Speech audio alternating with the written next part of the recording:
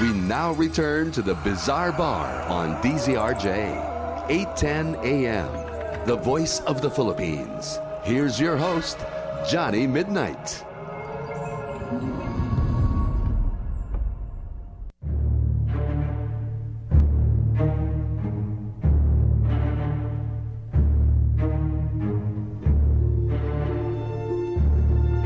Do you know that you can be infected by vampires?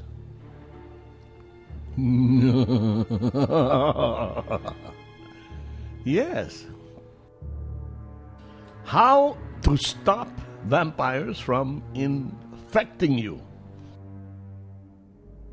Those with whom we assemble, we will soon resemble.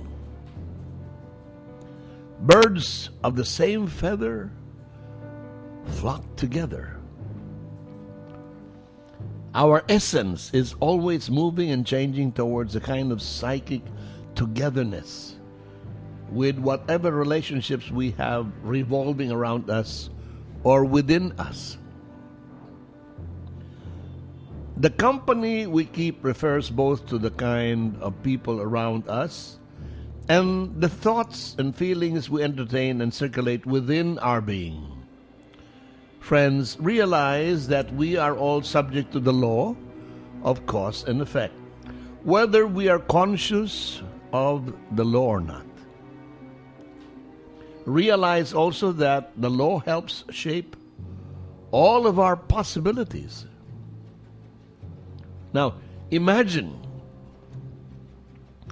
how a piece of wet wood would soon assume the nature of the fire when it is brought near to the flames. Radiant energy is transferred from one to the other, and soon what has luminous property of its own is transformed and begins to glow. And the reverse is also true. Now, with this in mind, consider the fact that there are some people who can be identified by the mental darkness that inhabits them. They have no light. By recognizing these negative forces at work in other people, we can learn how to shield ourselves from their destructive vibrations. If we keep tuned or aligned to the pattern of life, which is love, we will always be protected by the light brought forth from within our being. And therefore, we must remain ever vigilant and become aware of this light at all times. The light will protect us from the enslavement inherent in existing in the darkness of ignorance.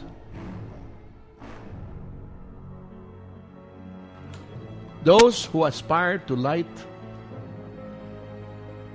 their world, to let their light shine forth, well, they need to recognize that there are vampires around, and we must reject their negative influence if we are to live and enjoy health, wealth, happiness, and peace of mind. There are vampires around. There are many vampires around.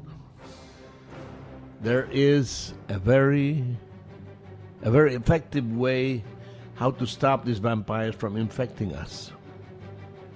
Our detection and rejection of vampires depends upon our awareness of their presence and our refusal to take part in wallowing in the mud, the muddy style of their lives, which they like to spread. These vampires must use other humans as their instruments, without which they have no power at all by themselves. No way. What's the first kind of a vampire? This negative memory vampires, negative. They dig up all painful events and dance to the tune of anger, resentment, and bitterness. They are forever blaming somebody or something. They hold on to their smelly, dirty clothes soaked in yesterday's blood, sweat, and tears. Friends, stay away from any of this twisted bunch of irritating, life-sucking leeches. Never consent to stoop down to their resentment and revenge. Shun them. The second kind of vampire. These low and malicious vampires pull themselves up by pushing people down. They have that crab mentality. In Tagalog, we say, ugaling talangka. They love to spread gossip, criticize, they judge, downgrade anybody who ever had the misfortune of spending time with them. Really. The only loyalty these mental idiots have is to their own pain and suffering, which they feed on by involving people they can get to join their mudslinging party. Vampire number 3. In just a while, we have some important reminders. Then I'll come back. Okay? Don't go away.